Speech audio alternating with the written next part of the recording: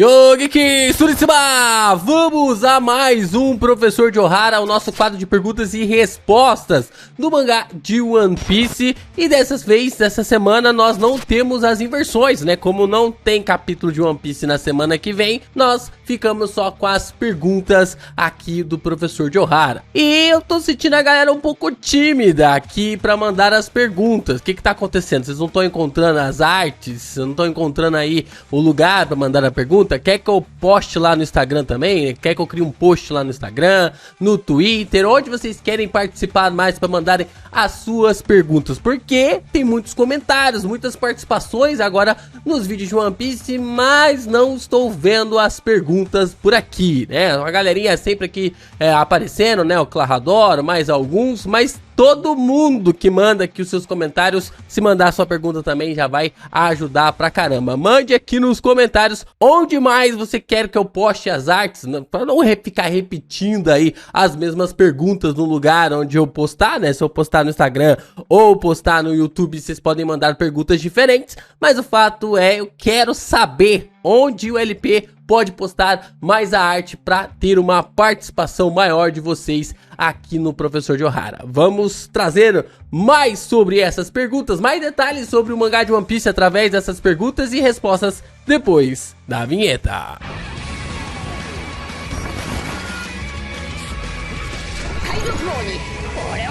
Falando sobre ele, vamos começar aqui o nosso Professor de Ohara com o Clarador. LP, você acha que os lunários podem ser híbridos de dragões com povos alados?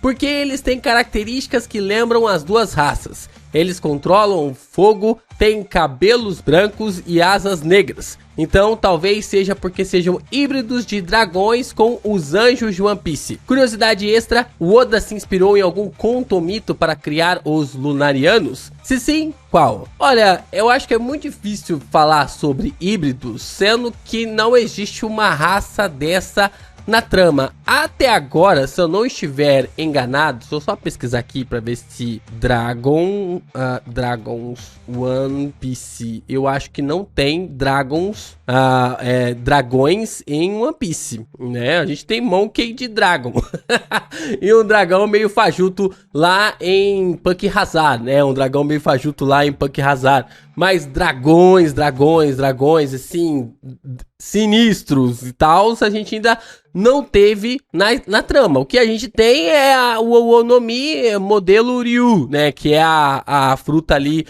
do Kaido. E coincidentemente também a gente tem a fruta ali do King, né? Que também é uma Ryu no Mi, né? Que é uma fruta do estilo dragão, né? Não é uma Ryu no Mi, mas na verdade é uma Ryu no Mi. Deixa eu ver, só ver aqui a Kuma no Mi King. Deixa eu ver, Ryu no Mi, modelo Pterodon, que é uma Akuma no Mi do tipo Zoan antiga, né? Então, tipo assim, tem essas ligações, mas eu acho que não. Eu acredito que os Lunarianos, pra mim, são baseados nos serafins, eles são baseados ali nos serafins do cristianismo. Então não é à toa que até mesmo a base, né, dos serafins de One Piece são dessa raça, né, dos Lunarianos, porque eles têm ali a coloração, até mesmo ali uma estigma bem interessante sobre essa raça de One Piece. Então eu acho que os Lunarianos são ali uma raça original. A gente observa que eles, como o Marco mesmo fala, eles estão em One Piece desde antes de existir Mary Joce. Eles estão no mundo de One Piece,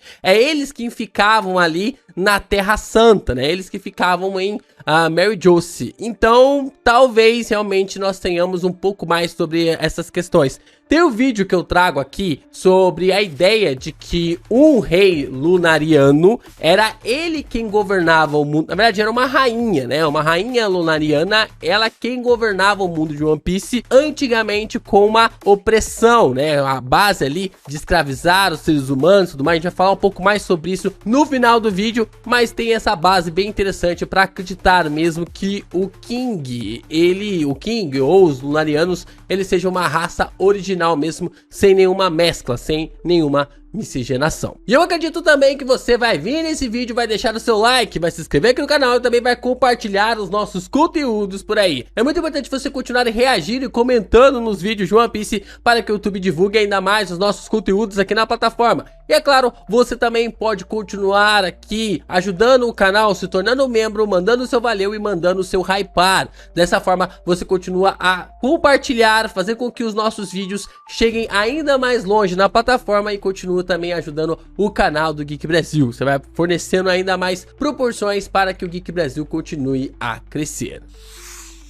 Seguimos aqui novamente com ele, Clarador. LP, como você acha que o Xebec sabia sobre Davy Jones e Imu? É possível que ele tenha ido até Laugh Tale, até mesmo antes do Roger, e descoberto a verdade? Porque quando ele invadiu Mary Josie, ele parecia muito certo do que estava fazendo, quase como se soubesse exatamente o que estava procurando. Cara, é simplesmente impossível ele ter chegado em Laugh Tale antes do Roger. O Roger foi o primeiro a ter chegado lá.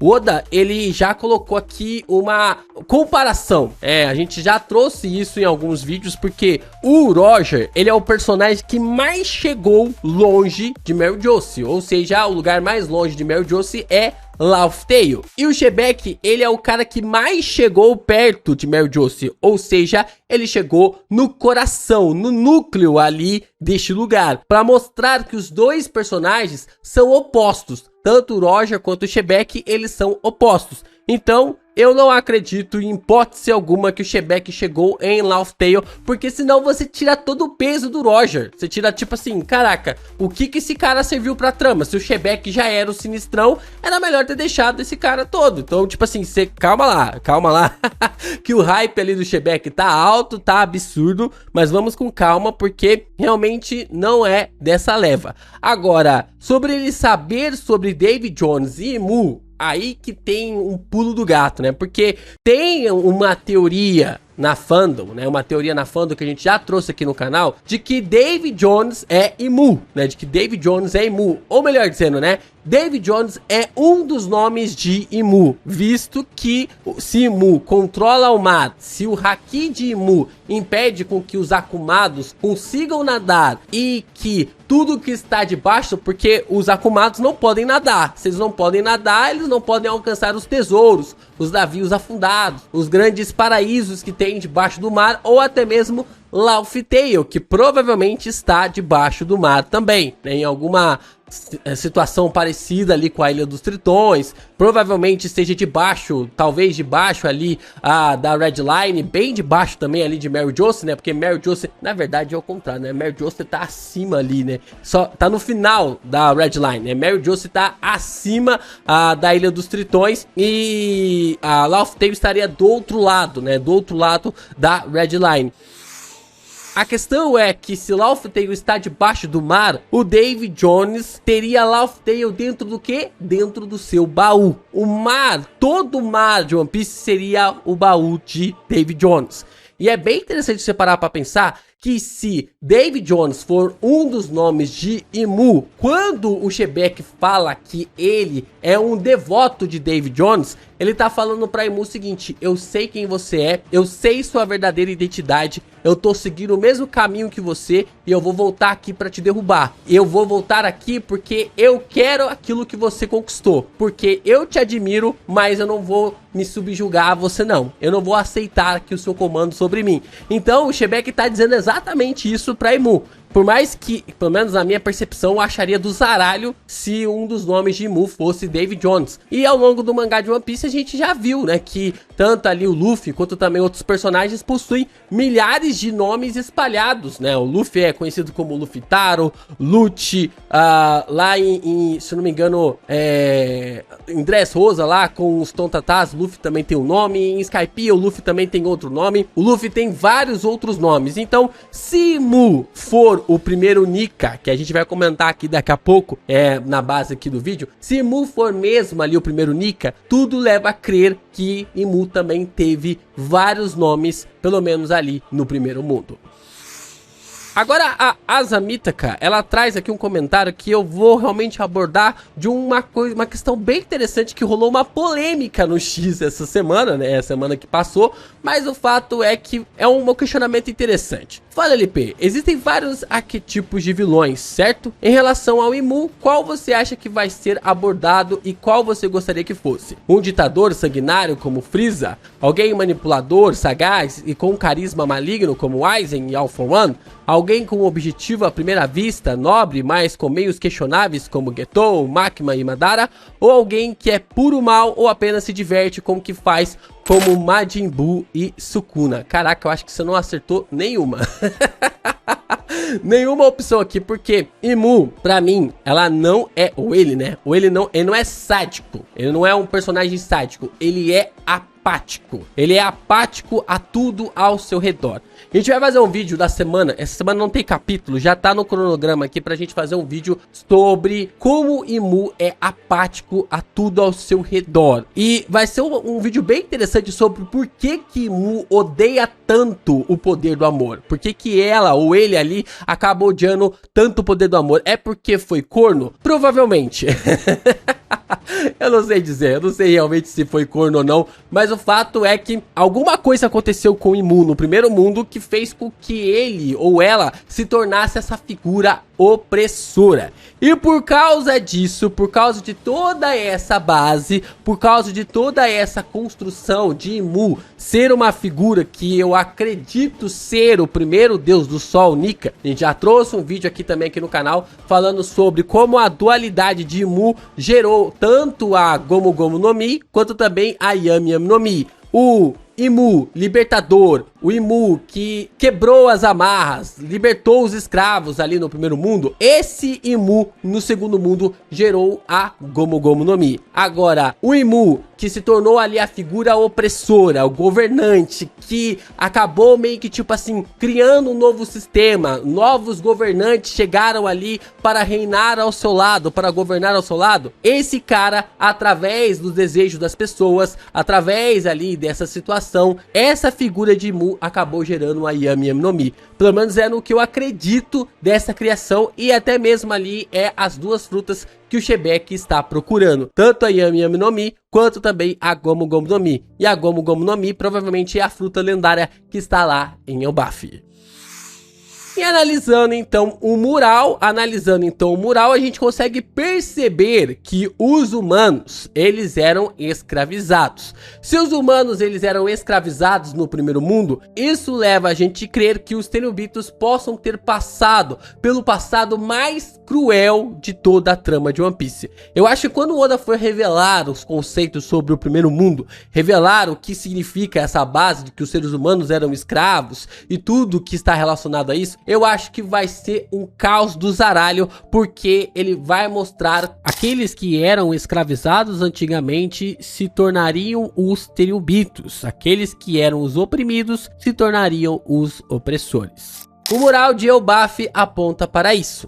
O mural de Elbaf aponta que os seres humanos foram escravizados e provavelmente aqueles que escravizaram os humanos antigamente são aqueles que são escravizados nos dias de hoje. A questão é que nem mesmo os Tenryubitos vivos hoje devem saber disso, fora os Gorosei e os líderes também das famílias. Tem um quadro de uma Tenryubito ali no discurso do Vegapunk, quando tá revelando mais sobre a Batalha do Século Perdido, de que até mesmo os Tenryubitos mediano, a galera que não é assim da liderança, tem um grande poder, não tem ali uma base como líder da família, como os Gorosei, ou até mesmo ali como líderes ali de um dos clãs, eles não sabem o que aconteceu. A verdade para eles é ocultada, então definitivamente podemos ter algo bem macabro para eles no passado.